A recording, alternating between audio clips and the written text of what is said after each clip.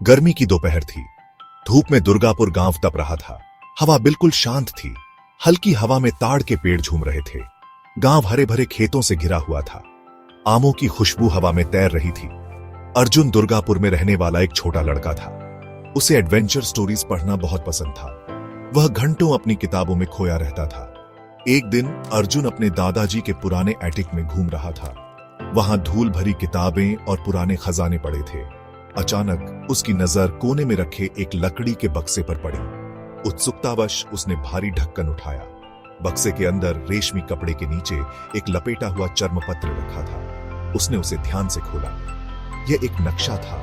नक्शा पुराना और फीका था, लेकिन अर्जुन उस पर जंगल, नदी और पहाड़ की तस्वीरें देख सकता था। उसके अंदर एक्साइटमेंट की एक लहर दौड़ गई। क्या यह खजाने का नक्शा हो सकता है?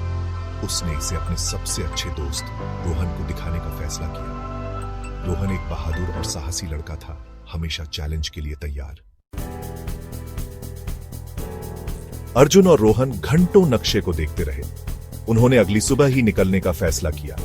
उन्होंने थोड़ा खाना, पानी और एक कंपास पैक किया। वे जानते थे कि यह आसान नहीं होगा, लेकिन वे खजाना ढूंढने के लिए दृढ़ थे।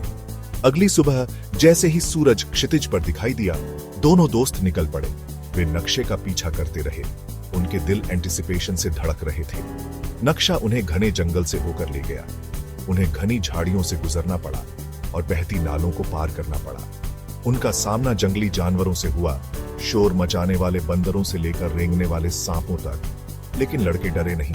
उन्होंने हर ऑब्स्टिकल को पार करने के लिए अपनी करेज और दिमाग का इस्तेमाल करते हुए एक दूसरे की मदद की।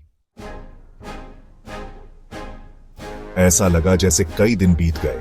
आखिरकार नक्शा उन्हें एक क्लीयरिंग में ले आया। बीच में एक पुराना बरगद का पेड़ था। इसकी जड़ें विशाल जाल की तरह फैली हुई थीं। नक्शे के अनुसार खजाना उसके नीचे दबा हुआ था।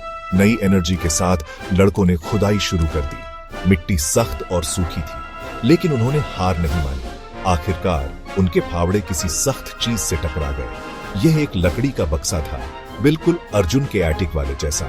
उन्होंने उसे खोला। अंदर उन्हें सोने के सिक्कों का ढेर और एक लेटर मिला।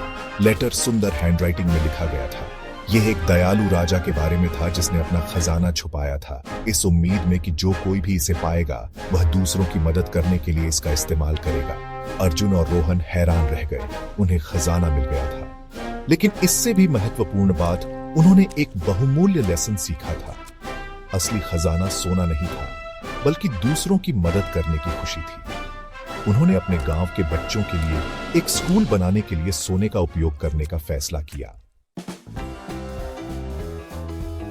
खजाने की खबर पूरे गांव में फैल गई। लोग अर्जुन और रोहन के लिए खुश थे, लेकिन स्कूल के बारे में सुनकर वे और भी खुश हुए।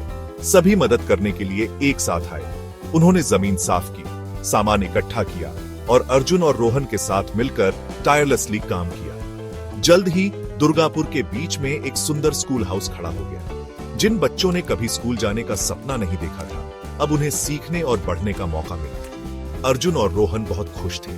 उन्होंने न केवल एक खजाना पाया था, बल्कि अपने गांव में खुशी और उम्मीद भी लाई थी। उन्होंने महसूस किया कि सच्ची खुशी धन में नहीं, बल्कि दूसरों के साथ शेयरिंग और केयरिंग करने में है।